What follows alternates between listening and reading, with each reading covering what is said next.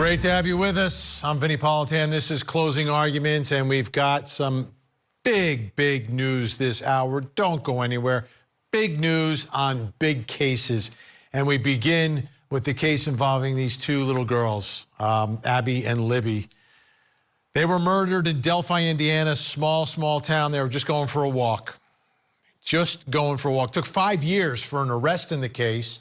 And since that arrest, things have gotten much more complicated in the prosecution of this case.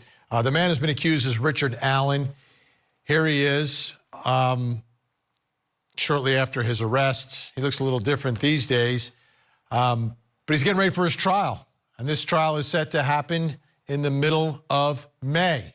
May 13th is the day.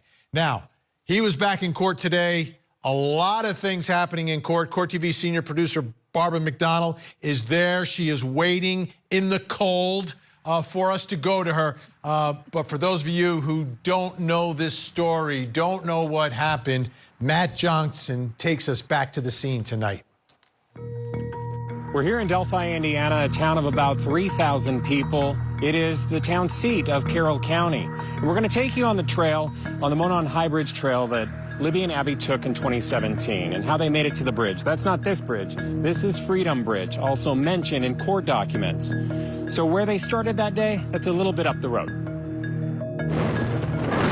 Across from Mears Farms is what's called Mears Entrance, according to court documents. And it would have been the main entrance in 2017. This fence wouldn't have been here. This is where Kelsey said that she dropped off Libby and Abby on February 13th that year.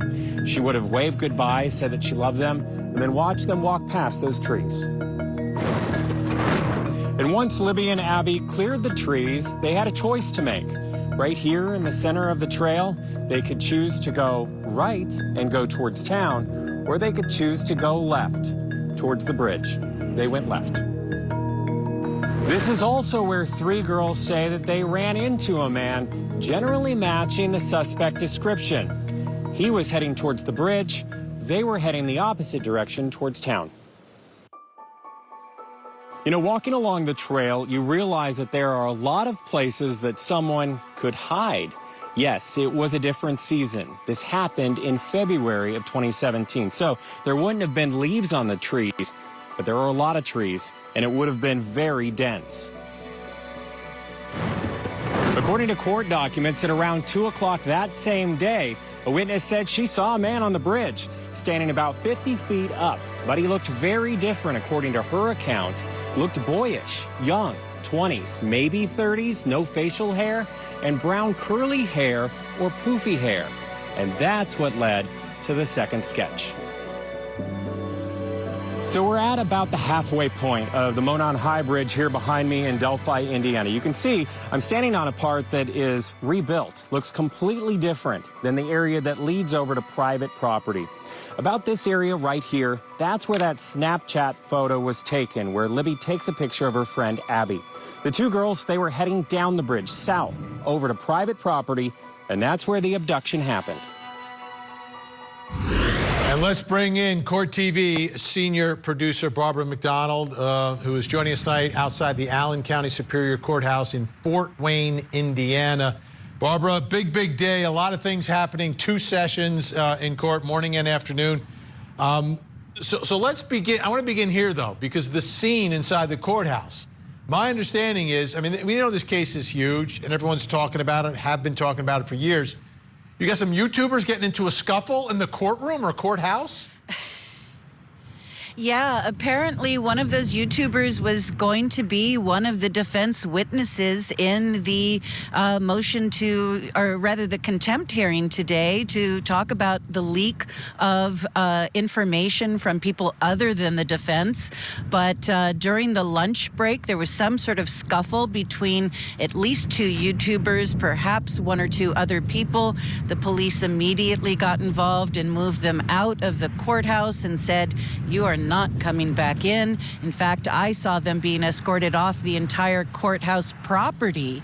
And so I don't know how much that changed that hearing and what David Hennessy was planning to do. He did call some other YouTubers and people who are online commenters on the case, but we didn't hear a lot of testimony from them because there were so many objections, and the judge sided with the prosecution on those issues.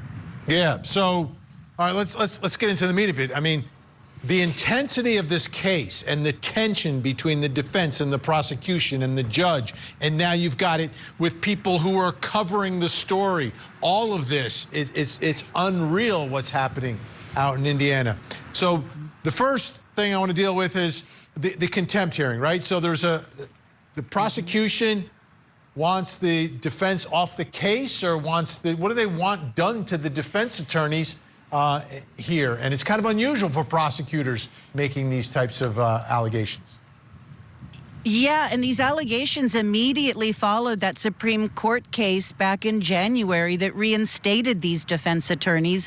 This filing from the prosecutor came just a day or two after that.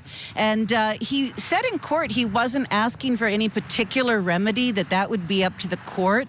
But my understanding is that everything is on the table, from a fine to sanctions to perhaps even jail time. Now, the judge did hear some testimony from both sides.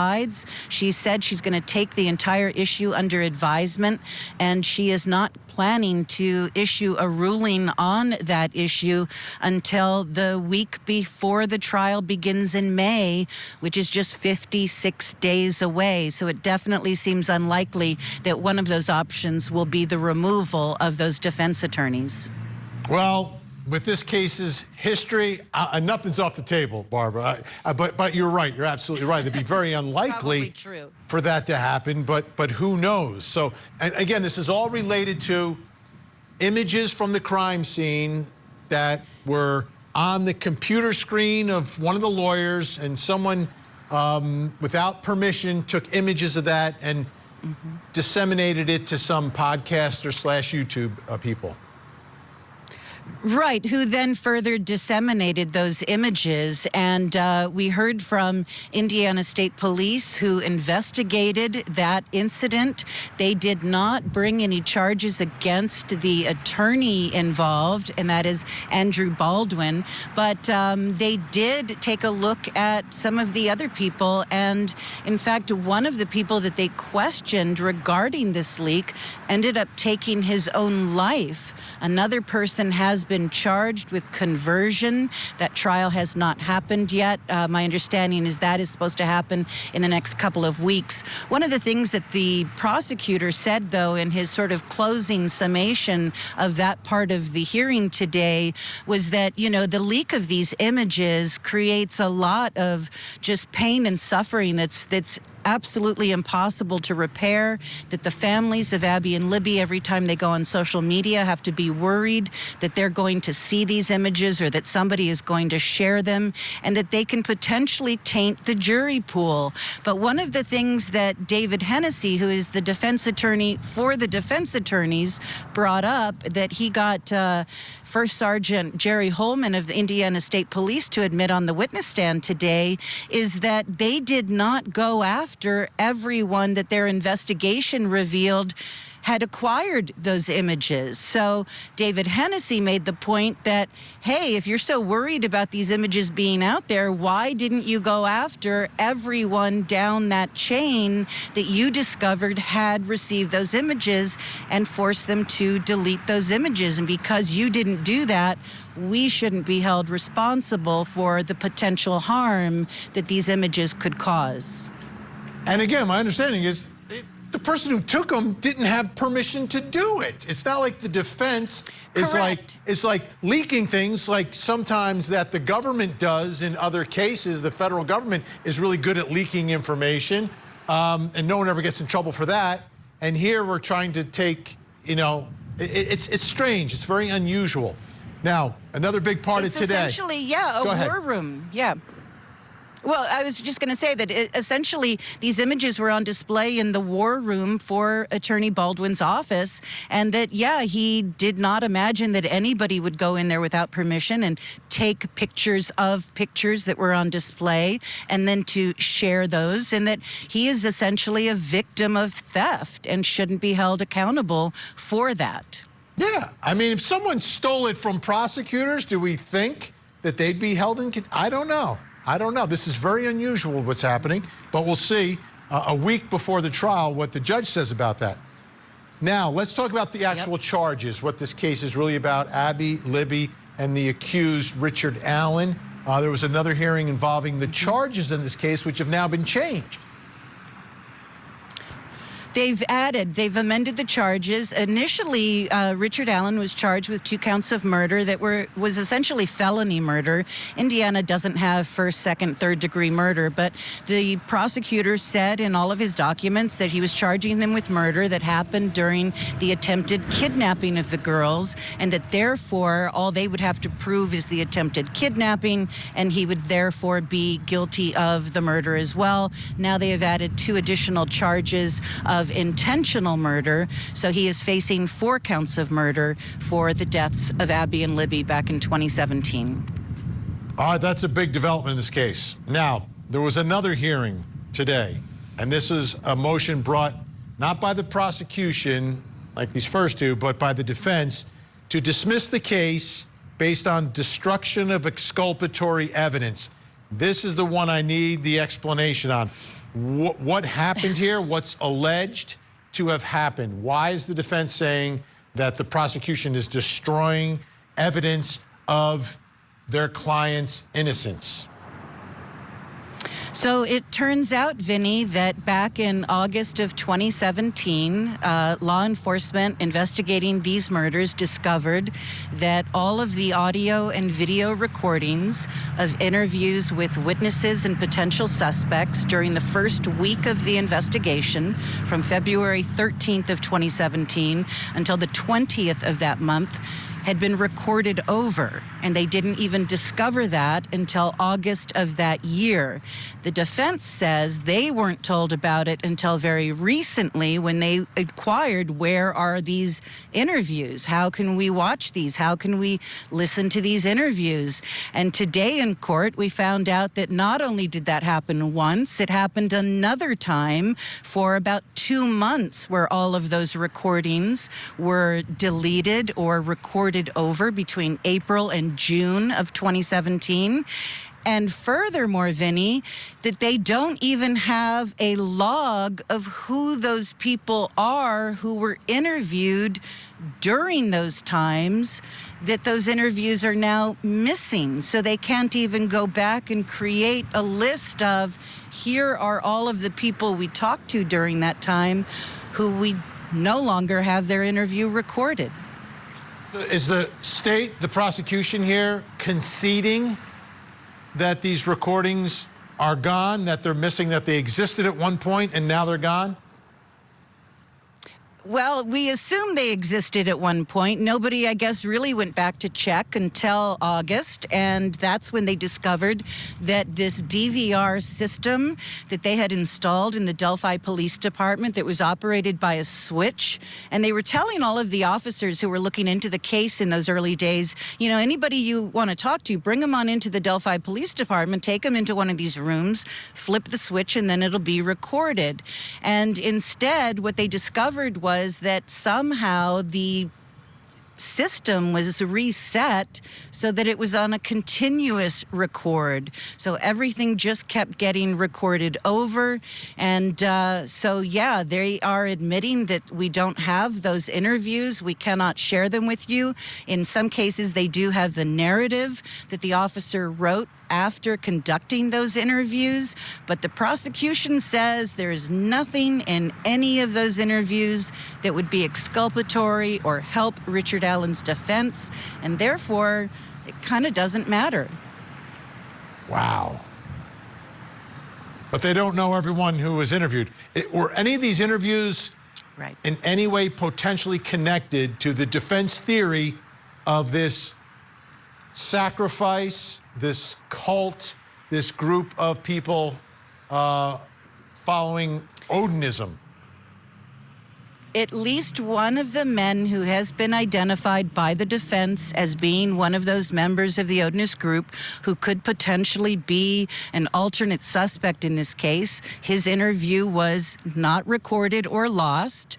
They do have the narrative from that. Also, the state or rather one of the witnesses who testified was Steve Mullins, who was the Delphi police chief at the time that all of this happened. He is now retired from that position and working as an investigator for the prosecutor. And he admitted that, basically, we don't have that information, and some of the people that we brought in and talked to were people who were reporting tips about those men. And we also don't have those interviews. But again, they don't necessarily have a list of who those names are because they didn't keep a log of that information. I don't know if you can see, but my jaw has just dropped to the ground. I don't understand this. Well, but it makes sense now in how the case hasn't been solved. It took 5 years to solve a case where the suspect they've arrested and charged talked to authorities like the next day and said, yeah, I was there. Right. I was on the bridge that day. And then you look at him and 2 seconds later you realize he's got kind of the same build as the guy on the recording. Wow. But all this stuff. He does, yes. And it may be him, it may not be him. I don't know. It's just grainy enough so you can't tell the facial features. But it's enough for a little follow-up, right? Like before 5 years, you want to follow up with the guy who said he was there. And they somehow misplaced this information.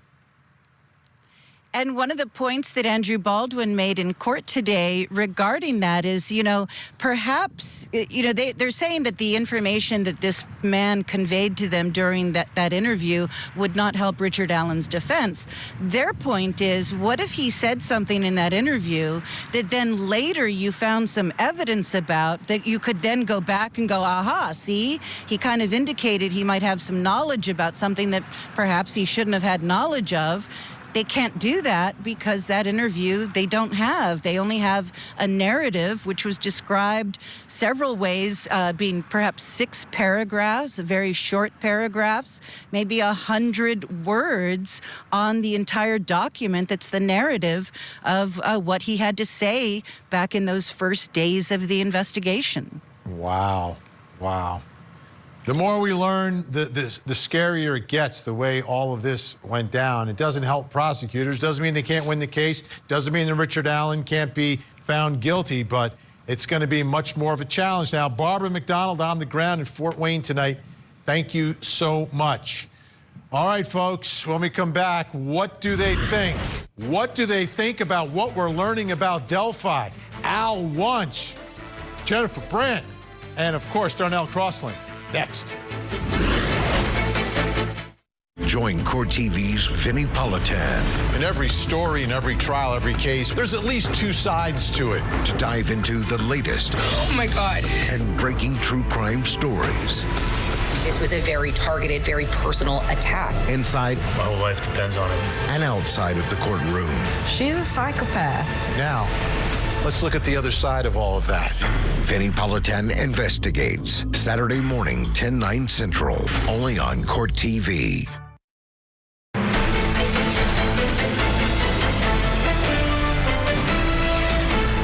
Bradley Rosie and Andrew Baldwin issued a press release not too long into their getting the case, and they said they believe that Richard Allen is innocent. Do you have an opinion on that? I do. I don't think Mr. Allen had anything to do with this. I honestly don't. Now, what I believe, nobody cares. My job would have been to convince 12 jurors of that. You're a defense attorney, so that's your job to sort of say your client is innocent. Is that something you say about all your clients? No, and rarely do I believe it. But in this particular case, I believe it. 100%. What a day in Indiana in the Delphi murder trial. It's all starting in the middle of May. But my goodness, what we learned and what was happening in that courthouse today, this thing is like off the rails at this point. Let's bring in our think tank, see what they have to say about all of this. Joining us tonight in Englewood Cliffs, New Jersey, criminal defense attorney, former prosecutor Al Wunsch III.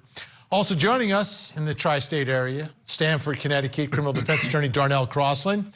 And in the other tri-state area in Philadelphia, Pennsylvania, family law attorney Jennifer Brandt. Great to see everyone tonight. Let's start here, Al. Investigators recorded over interviews with witnesses, like erasing stuff. Mm-hmm. Yeah. So let's summarize. So they had videos of witnesses, tipsters, maybe even potential suspects. Now they no longer have those videos.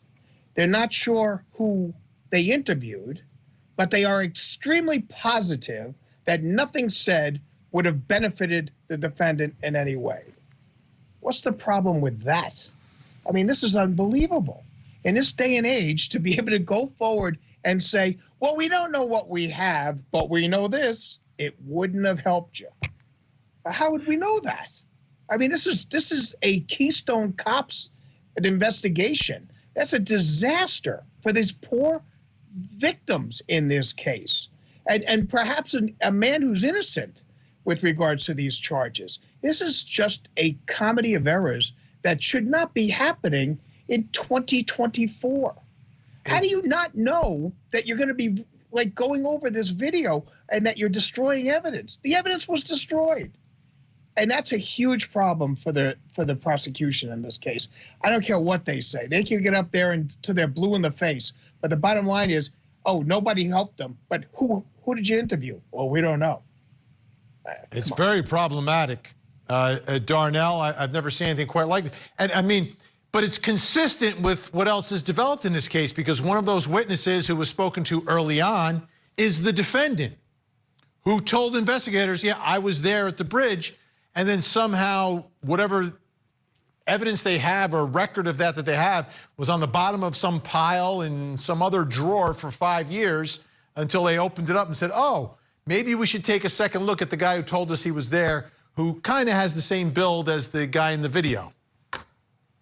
Yeah, so you and I both, when you say you never see nothing like it, in the lead up to this segment, you said several times yourself that you questioned the prosecution, that you questioned the government's behavior. So I was wondering, was I on Court TV with Billy Politan? I thought I was on the listen, show. Darnell, I call him as I see him. I hold prosecutors to a very high standard on this program. But I do recognize that lean this way. You do lean that way a little bit. 98% of the people arrested are obviously guilty, and then the last 2% that go to trial, like 85% of them are found guilty. Of the 15% of the 2% that are left, you couldn't prove the case, but they are likely guilty. So I do understand that, but we have problems with the prosecution here for sure, Darnell. But it's not just the prosecution, it's the investigators as well.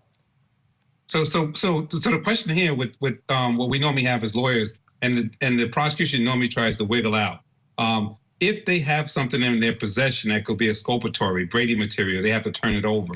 A lot of times prosecution play these games where the police has some things in the police's possession that the prosecution can get. And that's why the statute usually says if they can get these things with ease, they should do so. So the prosecution sometimes will leave things with the police that they know will be exculpatory and say, we don't have it in our possession. In this particular case, they didn't do that, but the items was erased and being taped over unintentionally. And so they don't technically have it in their possessions. They should have just did more to make sure it was preserved. So it's sort of a 50-50 here. They're not really being accused of having something and they're hiding it. They don't have it, but they should have had it had they done more. They pretty much destroyed it. They erased it. And it's law enforcement. It's not the DA or the prosecutor. Jennifer Brandt, here's how I'm looking at this, right? On the one hand, the prosecution is livid that some crime scene photos were stolen from the defense, okay? I get it. It was bad. It shouldn't have happened. It's very troublesome and painful for the family. But on the other hand, you have investigators, the state, destroying evidence. Like, which of those two behaviors deserves to be punished, or which is worse? They're both bad. Yeah. But like in our system of justice, the crime scene photos are eventually going to be evidence in the case. Right. And from the defense attorney, I mean, as we heard in the opening part, those photos were stolen. I mean, they didn't disseminate the information. They didn't give these photos to YouTubers to promote or, to show on the internet. Somebody came in and took them, went in and did something wrong. I mean, committed a crime by taking those photos. So in some respects, I mean, they really had no control over that. What could they have done? They were trying to preserve this information. But on the prosecutor and the police, the investigators, I mean, they should have known that they didn't even log properly who they were interviewing. I mean, they could have at least made a list of all the people that they interviewed, but they didn't even do that. So what a mishap that was. Looking at the relative culpability here, it seems that the investigators should have been able to preserve that information. They're usually blaming, other people for losing information, and here they are losing some very, very valuable information, and we don't know what was said, and we don't even know who was necessarily interviewed. So I think it's a real problem. And it's not even losing. It's you're literally erasing it or destroying it. That, to me, because it exists at one point, having it, I guess, and then it no longer exists.